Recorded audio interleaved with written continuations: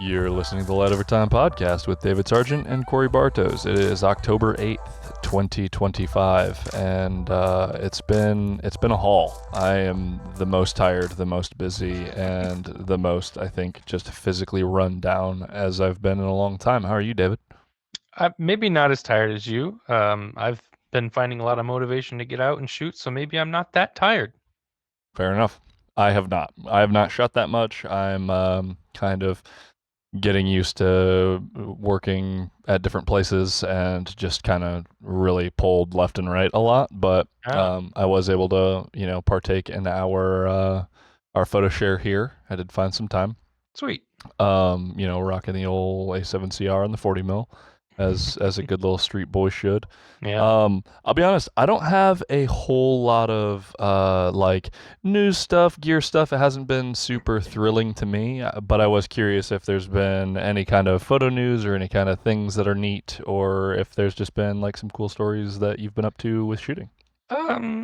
As far as like what's come out recently or what's been interesting, because it seemed like before September, like August was heavy with stuff, and now we're in this kind of like the calm before the storm.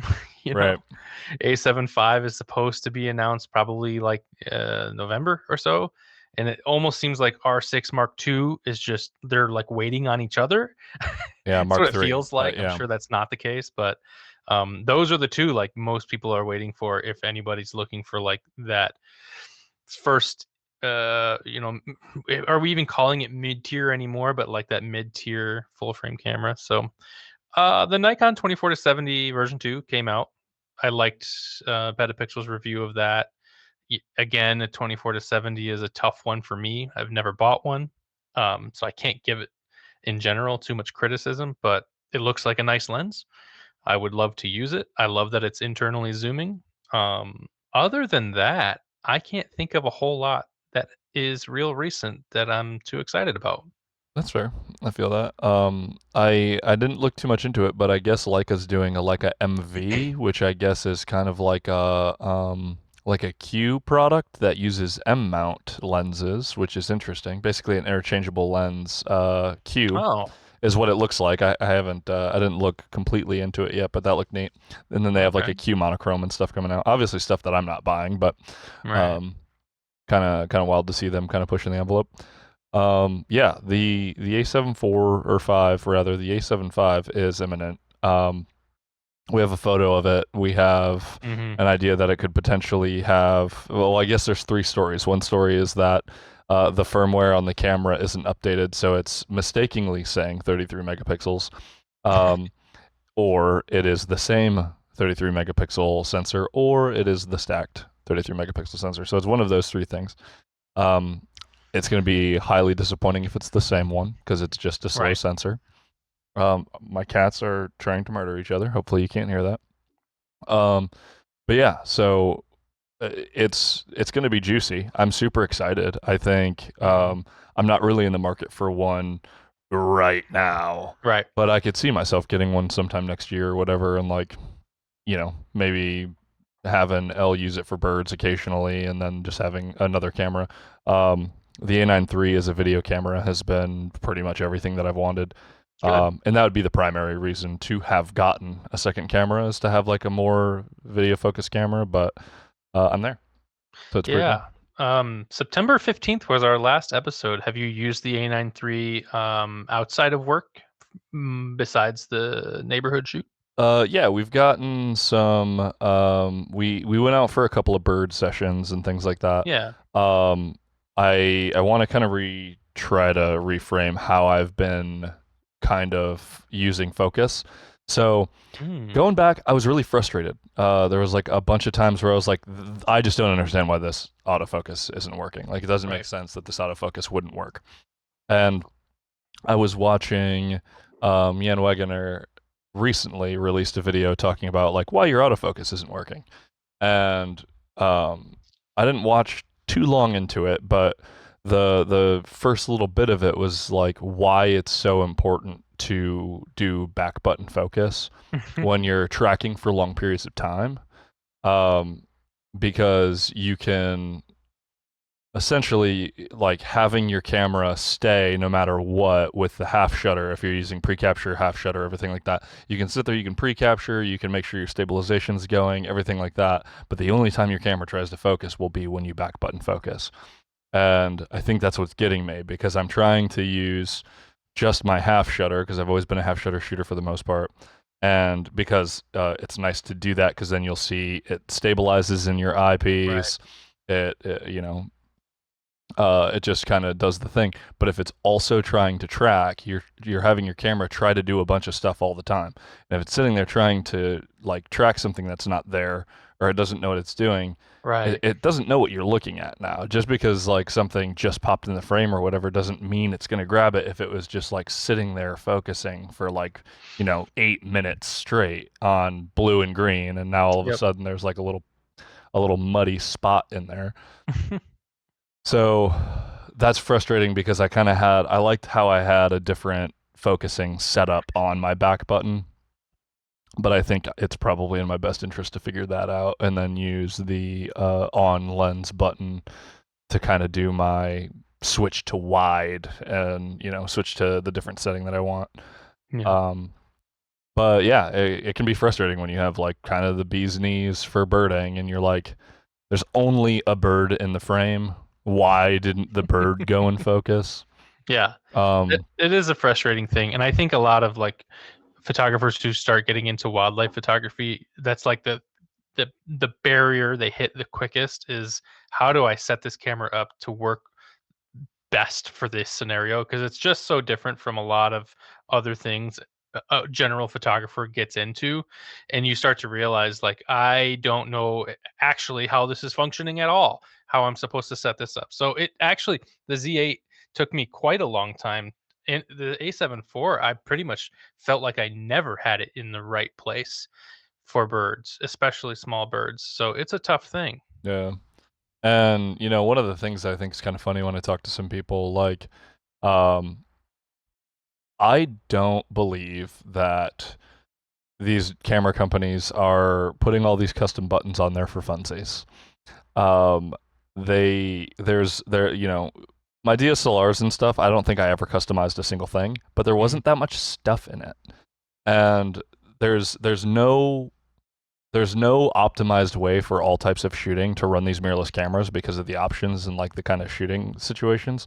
And I have done things from like 4 or 5 different people that like had a tip or whatever. So if you're kind of frustrated with your camera, look into ways that you can customize it to make it more user friendly for you. Yeah. Because there's so much. Like there's like Mhm. so many things that just go from, wow, like this is fun, to wow, this is super easy now. And instead of like messing with my camera, I'm just enjoying taking photos and doing stuff. Right. It's just pretty wild. Like, But it comes at the cost of having to learn what all these things are and do. The menu systems in the newer mirrorless cameras, like the ZF and the Z8 I have now, it is like so crazy how much more there is packed into these menus. The little things you can change compared to like the D50 300, D500, even the D850.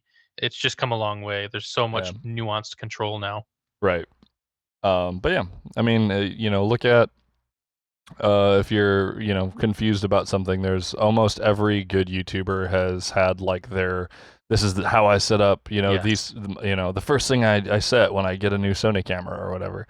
There's a lot of guys like that, and it's super crazy. Like the fact that people still don't know that you can switch all of your settings to be different between photo and video. Is Right. like I have a video on this channel of me explaining that, and it still gets viewed every single hmm day. And those kinds of videos for like the YouTubers who enjoy camera stuff, those are probably some of the most like boring, frustrating videos for them to produce. However, they are very valuable. I use them every time I get a new camera, Yeah, even a lens. right. Yeah. But yeah, so just vibing.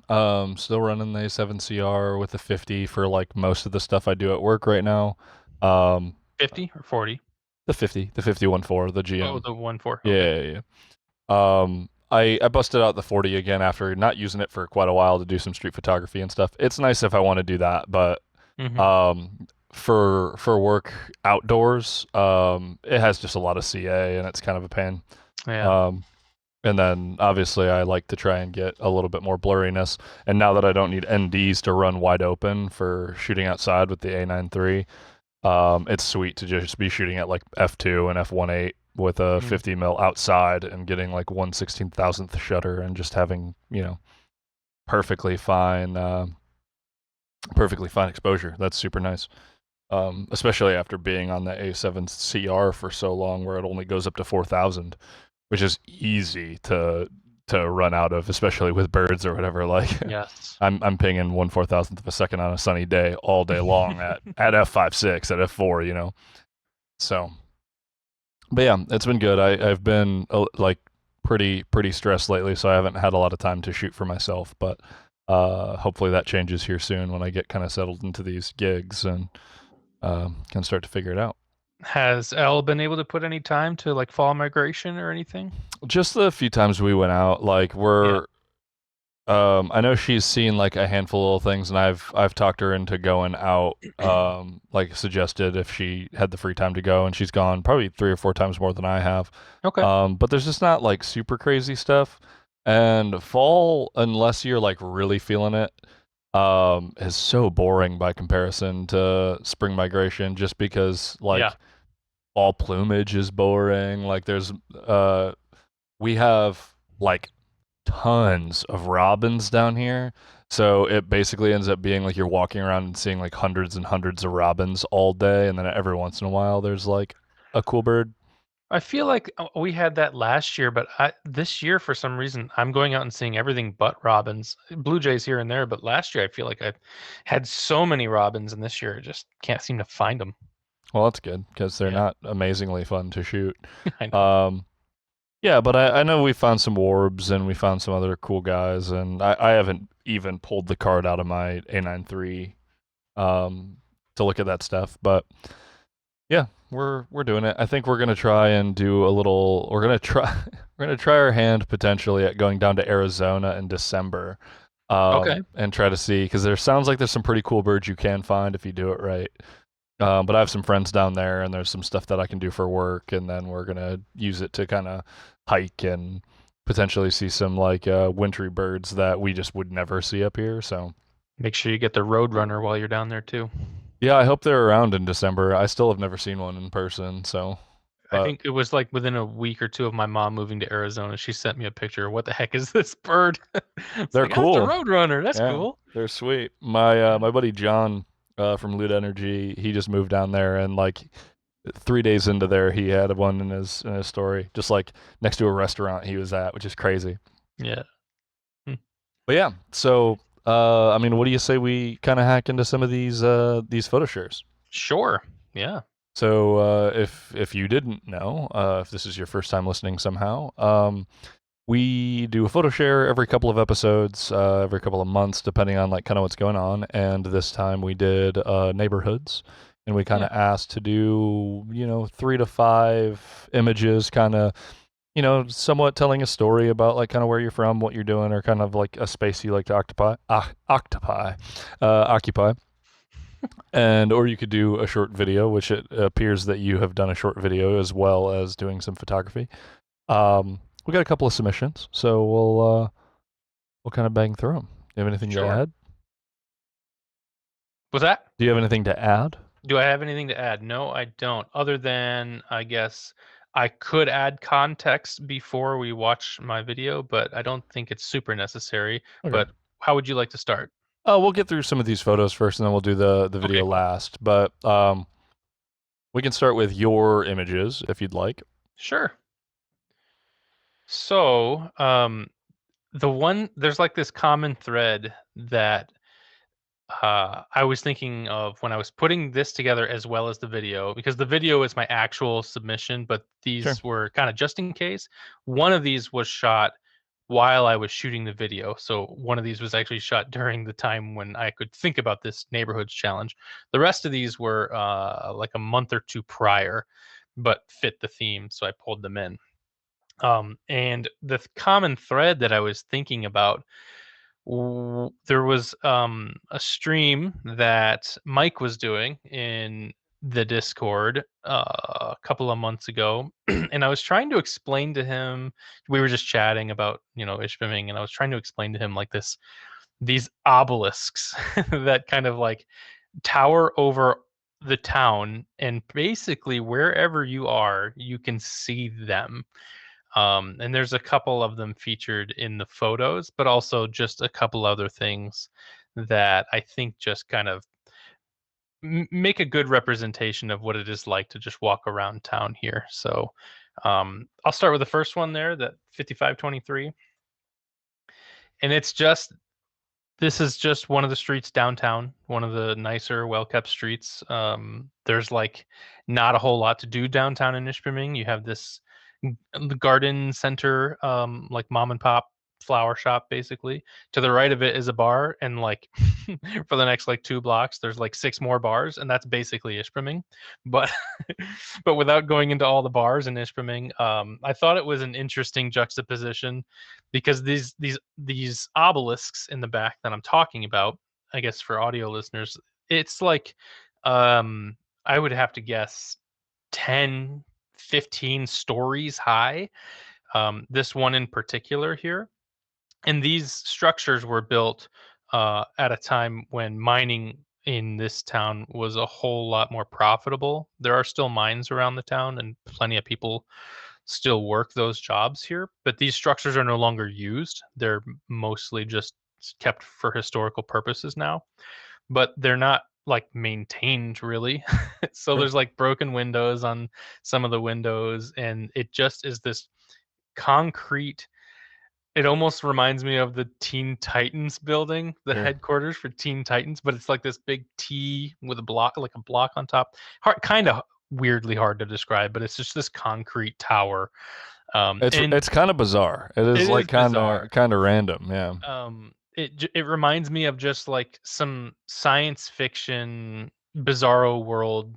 So, seems like a normal town, except this thing is looming in the background type of like movie or something. So anyway, I thought it was an interesting juxtaposition here to pull in the flower shop that's just nice and pretty, and the clean downtown street, and just have that in the background, because that's just this feeling you get when you walk around town, is like whatever you're looking at could be pretty, but that thing is always there, and It's it's funny. just kind of strange. In a similar theme, just the next image is this gas station. One of the most beat up, rundown gas stations I've ever been in, but you're not going to find a whole lot prettier outside of the popular towns in the UP. Yeah. So it just is what it is. But another one of those obelisks in the back, they're like mining shafts. I think below those structures, they go deep underground. Interesting. So there's like mines and stuff underneath there. Dang. Um, and these would be for iron mines, and I believe south of town there are nickel and copper is around us as well, but I don't think our town is known for copper mining. 6023, just one of the, I thought it's interesting to like find there's homes in the UP that just look so UP-ish, if that makes sense. They're like they're like very DIY looking. They're not like, some of them are cabins. They're often kind of rustic, and they're not like trashy, but they're just like built with whatever was on hand, Right. So say what you will about that, but it's just got this look. And often there's a plenty of, like, I live in a fairly tightly packed residential area in Ishpeming. I have like half an acre, and so do the rest of my neighbors.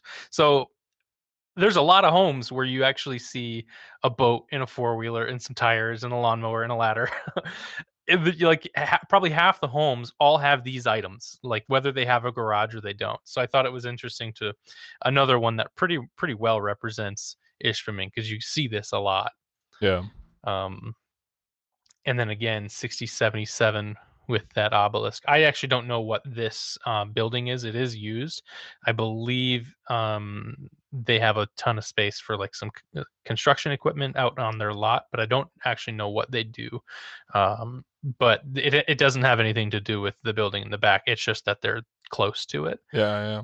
But I liked the composition as I was walking around town. The light was nice, so I just snapped this real quick. again, just kind of proving that you can see these things from a lot of places. Yeah, right. Situation. Pretty And wild. then the last image is my favorite here. One of the reasons it's my favorite is because it's including some people doing things. That's something that if you were to walk around Ishpeming any given day, you don't see a lot of people. There's a very blue collar town. A lot of people are working. So just in the middle of the day, you just don't see a lot of people. This was sunset, so roughly 7 o'clock or so, I'm thinking. So some people are starting to come out a little bit.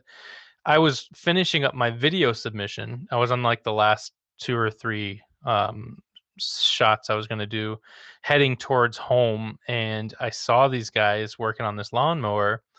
But I wasn't going to include them in the video because I didn't feel like I needed to sit there and be that obvious about it with them. So I just was going to walk by, and one of the kids yells at me, "Take a picture." And I was like, "You want me to?" And they both were like, "Yeah." So I looked at who I assumed was the dad, and I was like, "Is that cool? Can I take a picture?" And he's like, "It is a pretty cool Americana moment, isn't it?" And I was like, "It is actually," because their house also. This is without the context of they have like this old classic Bronco just to the left of frame there too, and their house is always they've always got projects going on, which is another like UP thing. It's just they're working hard, hands are doing something outside, whether they have a garage or not. So this guy was teaching these kids how to fix this lawnmower, whatever the problem was. I Yeah. was like, "Yeah, I'll take your picture." What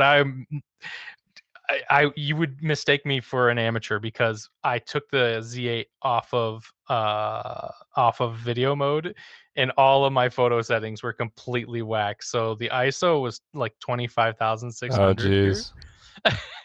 And everything was completely bonked. So there's a little bit of AID noise here from Lightroom helping out. Not a ton. It's like 25 or 30% or something like that. Sure. But the family here was really appreciative. I said, "Do you want this picture?"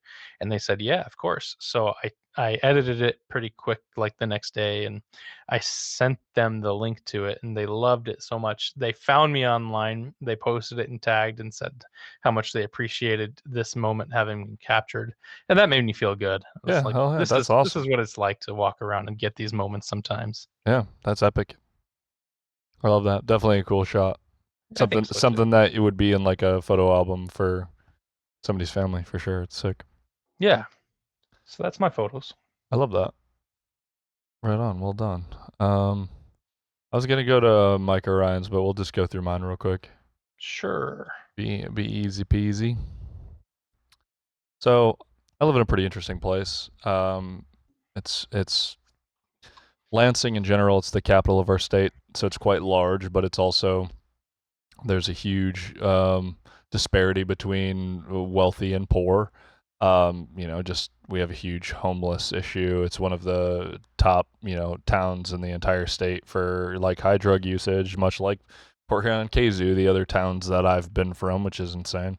Um, but there's like some really nice spots where people are like they really want it to stay kind of nice, and then there's just places that have gone completely by the wayside. Um, but this is kind of like a big loop that Elle and I would often kind of walk through when we're just like back when we were just trying to take walks to be active and like whatever we're doing if we just it's nice out and we want to do that. Yeah. But this is just downtown in Old Town through a fence, but I've always really liked this mural, and I didn't really pay attention to it until I took this photo. But it's nice. I framed it with a little circle. You did. It is what it is. But I like the framing with the circle because there's other things in this composition that, like just the cars, like the circle actually interrupts the cars on the left and even the right a little bit. So it actually helps me draw right into the mural. Not that the mural had any issue drawing me in, but right, I yeah, like it. yeah, it's kind of neat. I dig it. Again, using the 40. So like obviously 61 megapixels. There's an insane amount of detail when I zoom in Mhm. here and whatnot. But um, just some lighting on some cookie cutter houses, Yeah. townhouses I hope to never live in, because I could never. very close to that. There's up that road. There's just like a bunch of buildings that are just uninhabited all of a sudden, like right Oh, next to these nice places. And I just kind of liked this frame with this graffiti for on sure. this building, and there's like a creepy house right behind it. But um, yellow's my favorite color, and this just kind of hit. I liked the shadows and whatnot. Nice. Yeah. Um, Cutting right through Old Town is the river, and the river is a huge part of kind of us existing. This tree actually is kind of it was the home of our kingfisher friend who Sure. hasn't been back this year yet, and I really, really hope Mm. he does. But yeah, this little boardwalk that goes kind of under a little space, and it's super nice. It was actually really, really low for a long time, but we've got a couple of bouts of rain, so now we actually have a river again. Oh, good. So that's quite nice. And then kind of going down right behind these bricks, that's actually a curve that goes around the boardwalk along the river under that bridge for a ways. But there's just this nice little building, and it's like a shared office space or something. I don't know what it's trying to be. I don't see that many people there. Maybe they're like trying to open it or something soon. But Mm. um, I like these light fixtures. This is like I don't know, gives me like kind of a, if you squint, a Lord of the Rings kind of vibe. This little Sure. courtyard thing, like where they're talking about their plan to go to wherever with Elrond or whatever. But Yeah. Okay. anyway, it's nice to be in a place that has a nice like population. Like we live in Lansing, we live in a town, but we also have it's just like littered with nature. Yeah. And to be able to live near a big river and have so many trees has been pretty nice because I've never really been that landlocked until I went to Kazoo. I always lived by the big lakes or Yeah. by the ocean, and it was brutal living in Kazoo for so long and not being by open bodies of water. Mm. But I could see the river from my loft, so Nice. quite nice. Very good. Yeah. Let's go to Mike's. Okay. So Mike did these. I need to pull up my emails. Um, Oh, interesting. Okay. I just remember Mike saying that he cheated because there's these double images, but I forgot to keep my email open. He said this was a lot of fun to work on. Sorry I cheated, but as with so many things I've worked on, the only sense I could make of things was with pairings. And then he said this really gives a sense of what my neighborhood feels like day to day. Okay. So yeah, I like the reflection of the. Um, oh, you're gone. Lost you. I'm here. Yeah, I fixed you. Okay. Yeah. So this first doubled one, chores. I really like it. I also like that reflection and the immediate draw next to that to the guy or gal, I don't know, mowing the lawn. Yeah. And there's a lot of depth in there Yeah, because I if was you just look at gonna say that, how deep it holy is because if smokes. if you zoom in, you can see all the way down the road and then into town and a huge Wow. horizon all the way in there. That's crazy. That's really cool. Yeah, yeah, it's pretty good. Um, Good. that's Working crazy. in nice light. Some good lime scooters. We love to see those get thrown in our river often. So hopefully they fare better where Mike's at. This next one. Okay. Okay, Mike, getting some depth of field on this first shot with the flowers out of focus. A little rare for Mike, I think, huh? Yards. Yeah. I love sunflowers. You can almost always photograph sunflowers. Yeah, very nice. Yeah, that's pretty good. This is Again, more depth. There's like complexity here. yeah, I like it. a wild voyeuristic look at this person like watering their lawn. Kind of crazy.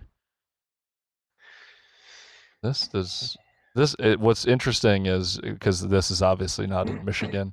How not Michigan any of these houses and stuff look so far. Right. Yeah. Like I can't pin my finger on it, but it just you're not in Dodge. They're certainly not UP houses, I'll tell you that. Oh yeah. Oh, we got a thin blue line. We got a cop flag Yes, we do. and a That's interesting. normal America. Home design there. I like the pitch of that roof and the way it comes down. Yeah, it's like Some goodness. Getting I don't know if Mike said, I guess, could these all be the Rico? Is that what Mike would be shooting with? I have to imagine. Anyway, this last one. Oh, wow. Okay. Hello, tire.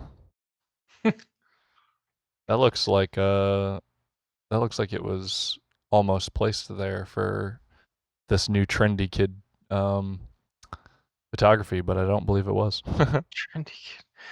Interesting.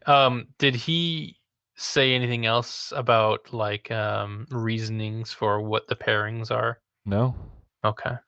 I mean, this one's entitled security, so you have ADT in one, and then in the other one you have wheel, flags, obviously flags, Yeah.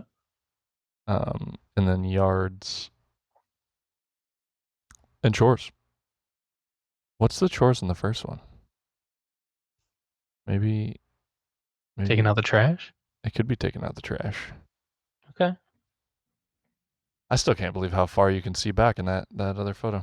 That's it took me a second.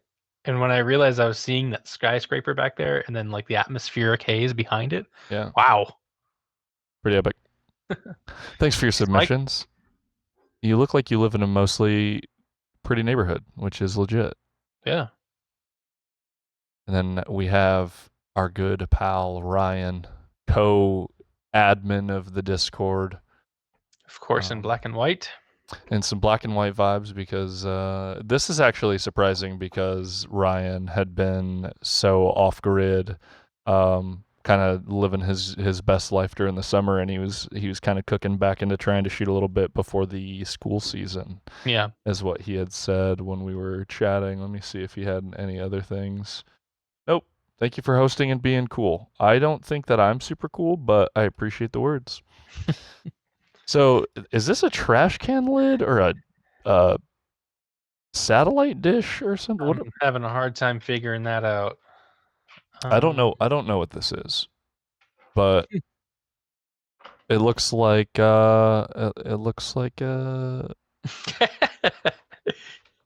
I don't know. looks like a thing made of metal. Yep, it's a round thing with some divots or something, and stuck on top of a metal pole thing in the ground. As always, though, the texture and lighting is sick. And that's it too. Yeah. Ryan's great at finding great light, using lines, black and white, nice and contrasty. And putting a Rico to work. Yeah. Oh, I like this. I like this one. Yeah, that's nice. That thing just Very like grounded. renders some hella graininess, doesn't it?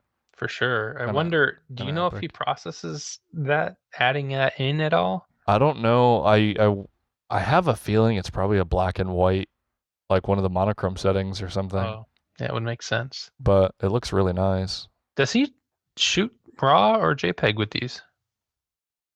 I have to assume probably JPEG for these, Interesting. Okay. but I I know like it. There's something very grounded about this that just feels comfortable. yeah, It's interesting. I know I know when he does JPEGs, he'll do like really minor corrections for like exposure and stuff, but I know when they're JPEG, he doesn't tweak them too hard. I really like so that the turned over log facing us to the right has the shadows of the broken pieces against itself. Do you see that? Yeah. That's like in its own right, its own little landscape inside of there. Yeah, it's That's like cool. I have to imagine he saw that right away. He's really good at seeing light like that. yeah, that's good. Ooh, we got some Voigtlander Nocton action. The 35 mil 1.4 on the 6700, Yeah. which would be about a 50 mil equivalent, more or less. It renders very differently for being a similar size sensor, but that's nice. How to take monochrome cloud photos and have it still be a bunch of shades of black and white. Right. Yeah. Epic. Epic. Another Always Voight. finding those lines. This looks wild. This is nice. First of all, this looks Tim Burton-y or something. I like, yes, Yeah, exactly. So wild. Those that is some haphazard power lines. I had a very similar crazy. shot that just didn't make the cut. I could have added it in, but it was a very similar thing of an alley in Ishpeming with like 6 of these power poles and lines everywhere, and I thought it was pretty wild. This basically does the same thing, and I love it. Yeah, this is nice. Getting literal with finding lines. And then this is gloomy to me. I think it's the plants probably. This almost looks Oh, really? IR, doesn't it? Almost, The way yeah. it's like these are almost lighter than dark and whatnot. I would love to know if Ryan is using one. Do you know what camera this was? This is the A6700 with Oh, the it is Nocton, yeah. interesting. Okay. Um, yeah, because it kind of does. Looks like it was shot that way or processed to Yeah. look like it. The, But the, it's the lamp for me. I yeah, can't stop looking at the lamp. It's so creepy. I don't know yeah. why. Yeah, house gives me anthropomorphic vibes. Sure. Like it's kind of peeking up over the tree at you. It's like, hey, mother, monster house vibes. But And more lines. More is that power lines in the reflections of the window? It must be, right? I have to imagine, unless it's like shattered, because they're kind of weird. They're like loopy. They're kind of weird. I don't know, Or the glass is distorted. Yeah. pretty good. Cool. This is an interesting one because like I wouldn't say that Mike and Ryan went about it similarly, but I think in that there's a little bit of like abstractness to trying to just like kind of give you the vibe of a space. Um, it's pretty interesting to try and like encapsulate the feeling that you get from a place, and that was what I was trying to do. I don't know that I succeeded real Yeah. well, um, but I tried. I had more photos. I liked these 5 the best, so I chose them.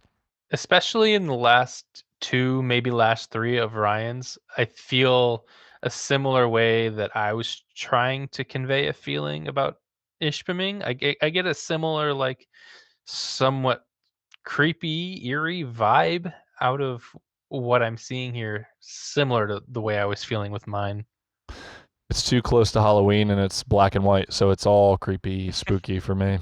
Well, thanks for submitting, guys. Yeah, heck yeah. I don't have a idea of what we're gonna do quite yet. I have a really busy schedule for the next 2 months, basically up until SHOT Show 2026. Sure. So we'll try to evaluate what that even looks like at the moment. But I guess we do have your video. I have to Yeah. see if I can play it. I There's no like music or anything, and the audio isn't, I don't think, super important if you can't get the audio to come through. Fair play. All right. Well, it's on screen. You won't be able to see exactly what I'm looking at, but we'll see what we can do. Okay.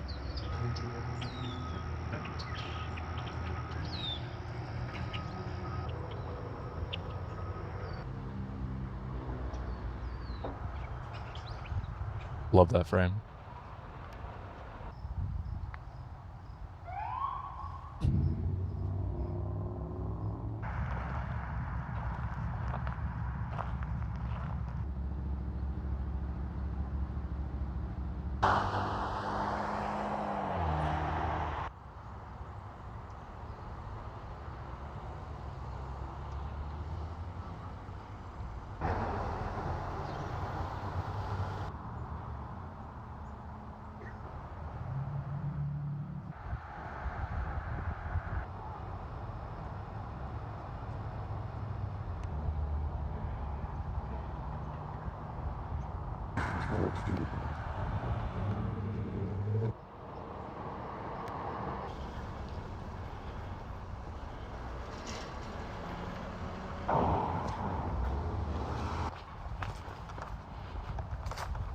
That is a wild house.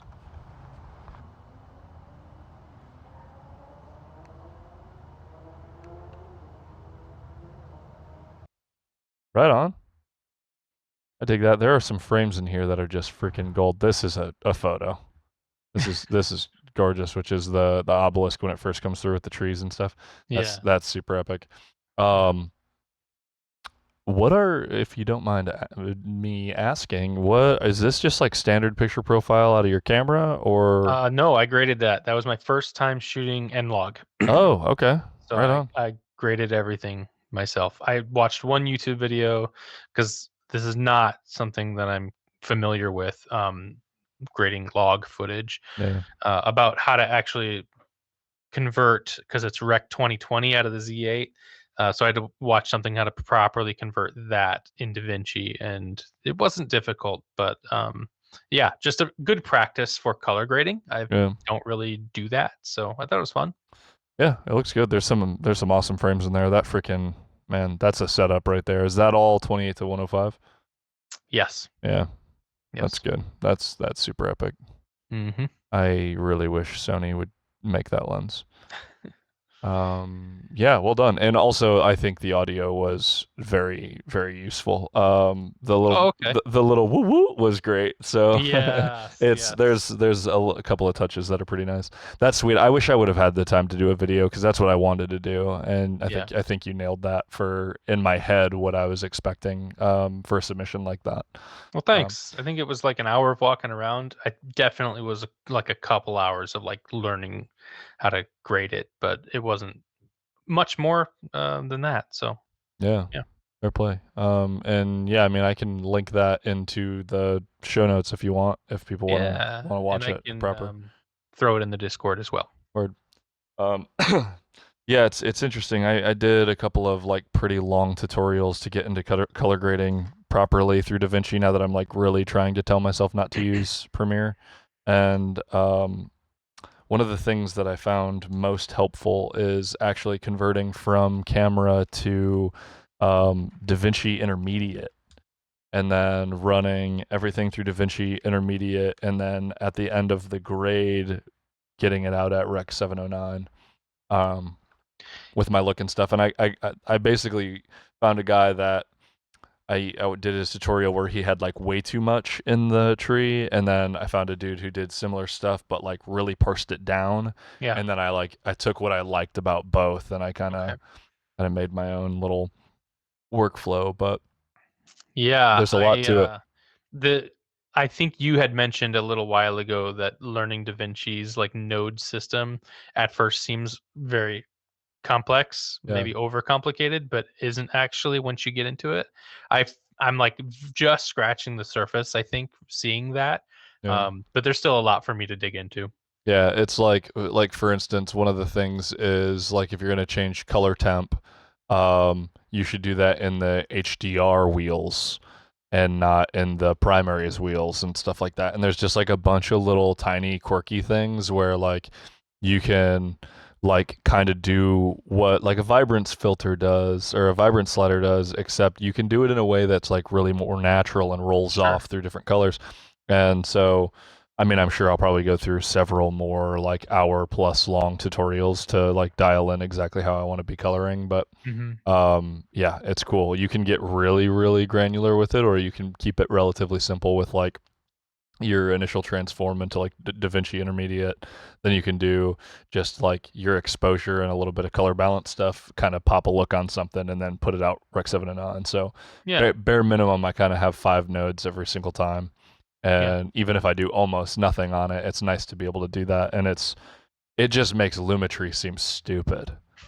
Like it makes it seem really, really bad and super old school. Like because there's no good way to stack any of the effects from Lumetri in a way that you can like really develop stuff, and then you just like add more Lumetri like effects panels to a clip. It's really not great. Right. Um, so now I know why for so long people, even if they edited, they went through all the trouble of round tripping it through DaVinci for color grading because Yeah. super hella worth it. Yeah, I think so. It looks powerful. But yeah, anyway, I enjoyed when I did. I actually went off on my own one day and just told Elle I was like I'm just gonna go shoot stuff for the photo share and did a little walkabout by myself for the first time in a while, and it was quite nice. Very nice. Yeah. So I enjoyed this one. Yeah. I had a couple other things that I shot if you'd like to hear about them. Yeah, sure. What you been up to? I just took a look in my Lightroom catalog because I remembered September 15th was the last shoot for us for the podcast, and there's like 9 things I've done. But to just keep it brief, I did some astro. So Comet Lemon is in the sky right now. Has been for a few weeks, and with these things, comets that take the time to cross our skies over weeks and weeks reach a point where they're closest to Earth, and then they start getting further away from Earth. So I think the closest to Earth is actually middle of October, like 15th to 20th, maybe 21st, something like that. I'll have to recheck those dates, but I'm excited. So it should line up pretty close to new moon. So if I see clear skies and a new moon around that time, I will be out shooting all night trying to gather data. But I did get um a good like 4 to 5 hours of shooting with my tracker Cool. using the 500 millimeter PF on the Z8, and that worked pretty well. The last time I used my tracker had to be 3, maybe 4 years ago, and I've only once used the tracker with a long lens. I did Andromeda with the 70 to 200 Tamron way back when, and I was getting like maybe 30-second tracks. And the better you align to Polaris, the longer you can track without it starting to streak. But also, like the weight of your gear takes into account. So the lighter Right. the setup, the better. And I found the 500 millimeter and the Z8 are just light enough that I think, able to also get roughly 20-second tracks, I think, or right about there, which, for 500 millimeters versus 200, I was pretty happy. And it only took me like maybe 10 minutes to like align to Polaris and get where I thought was happy with that. Dang. So I got Comet Lemon. It wasn't super impressive. I think it just needs to be closer and a little bit brighter, and it looks like it should be relatively similar to Comet Neo wise in 2020, which Yeah. was a fun one to shoot. But then I got what I thought was enough data. It wasn't, but I got plenty. And then I turned the camera to look at the Orion Nebula, which I've done a few times, and definitely got a much better data set for Orion. And I posted those. I think I posted the Orion Nebula on Instagram, Yeah, you which did was a side really by side, right? yeah, I did. Yeah. Yeah. Compared to the last time with the Sigma 150 to 600, I think it was the Sigma. And I definitely noticed some improvements between those two lenses. Of course, a prime is always going to be a little bit sharper, and things were a little bit more controlled. But I definitely also did a better job at editing and processing, because color is so, like, at that point, color is so subjective for that stuff. Yeah. But I think I did a better job anyway, and I liked it. Word. Went down to East Jordan for I think it was on the 20th. So I shot some sandhill cranes, some other birds on the river. That was really nice. I think the one notable thing about that morning was I got kingfisher to hover. Nice. Almost never seem to get them when they hover. It Yeah. doesn't really last long, but I was able to be looking right at him, and he just stopped in the air. I'm like, "Oh shoot!" So he started hovering. So I got a few frames off it during the hover. Some, I think, more artsy sandhill crane shots, and there were probably 30 or 40 of them that morning, They're way creepy. back behind the marsh. So I did some like 2x1s of just lots of heads of sandhill cranes. So that was cool. Sick. Um, Tequamanon Falls on the way back, and we got fall colors starting to pop. So I did Carp River Falls Cool. also. Yeah, nice. Yeah, that was like last weekend. So hitting some waterfalls. Fall migration for birds also. Probably added 5 or 10, maybe not 10, maybe like 5 or 8 species since fall migration has started. So that's cool. For lifers? Uh, a couple lifers and a Oh, couple okay. for the year. Yeah, Yeah. cool. Sick. And then I did a graduation shoot for one of the baristas and a commercial shoot last weekend. Dang. Yeah, you busy. You busy boy. Yeah, between the grad shoot and the commercial shoot, another 10,000 images shot on the Z8. Yeah, that's epic. That's epic. That's a lot of work, man. Yeah, I edited the grad shoot already, so she's already got those. So Nice. I have a couple hours of just culling for this commercial shoot coming up. Sick. Yeah, I haven't even had a whole lot of time. I'm kind of transitioning through some stuff right now with my different work, so I haven't even been shooting that much for them. But I have some pretty exciting opportunities soon Good. with some teams guys, and I'll be able to get into a little bit more of what I'm like really into shooting. So right now it's kind of getting some equipment together to use for marketing, and then I just got to find the right people to meet up with and start shooting again. Okay. But yeah, so I don't really know. I don't really know if I'll get into much other birding soon, but I guess that's up to Elle. Yeah. Sorry, she's just getting home. It's okay. We're gonna Thankfully. start seeing less and less very, very soon here. So Well, you only got so much time. Um, yeah. Well, I assume that on the next episode we will pick a theme for photo share for the following. Is that right? for sure. Yeah. Okay. All right. So yeah, let us know what you liked, what you didn't like. If I'm a bad photographer, how good David is, and that, and then you know, we'll keep reminding you if you've been watching these episodes, get in the Discord. We got a few more people in there. I fixed some stuff. Yeah. I had a bunch of things hidden. So people were like, yeah, cool, your guys' Discord's great. And they just didn't see half of it. So Mhm. I do believe it is fixed now. So there's a lot more going on. And I haven't been in there a whole lot. Like I said, I've been really busy and not doing amazing. So I'm going to try to get in there and chat a little bit more. But it's gonna bounce back because it's gonna get really cold soon, and a lot of us won't have a lot to do besides jump in Discord and chat about stuff. So Yeah, absolutely. I've been spending so much time outside, especially with these fall colors. As soon as these leaves are gone, I'll be inside a lot. yeah, for sure. Yeah, It's still relatively green down here, I know it which is. is Yeah. nice. So I'm hoping we get some good fall color stuff. And 2 days from right now is the anniversary of those Northern Lights that I proposed under. Yes, you're right. Um, and I feel like it was more fall colors uh, a year ago than it is right now. But Mm. but yeah. So you when were those lights that you got last? What day was that? Sorry, my brain is not Oh, working right now. like recently? Yeah, That'd we've be like 3 weeks ago. yeah okay, because those were Yeah, pretty epic. they were. Yeah, they were big. Maybe I didn't talk about them on the last episode. Yeah, Maybe you did too, and I just don't remember. I didn't really listen to the last episode like I normally do. yeah. So my buddy Tony and I, Vision and Tone on Discord and Instagram. Okay, maybe you did. We went out to Greenwood, and it was popping off. I mean, like for brief moments, very similar to last October's big show. Yeah. It just didn't last as long. But Right. straight up above, I had the arcs that were going over the Milky Way. So to the southwest, Oh, okay. Yeah. just Yeah. We ribbons. talked It about all was, this. Yeah. yeah. So maybe I did talk about it, but that was fantastic. Yeah. We do have another coronal hole from the sun facing us, similar to how it was last October. So keep your eyes in to the sky these next few nights, maybe the next week or so. Yeah, that'd be sweet if it happens on the 10th again. Right. That's only 2 days. Yeah. And then I'll have been engaged for a year. I think that would require you to get out and shoot Right. another one of those. Yeah.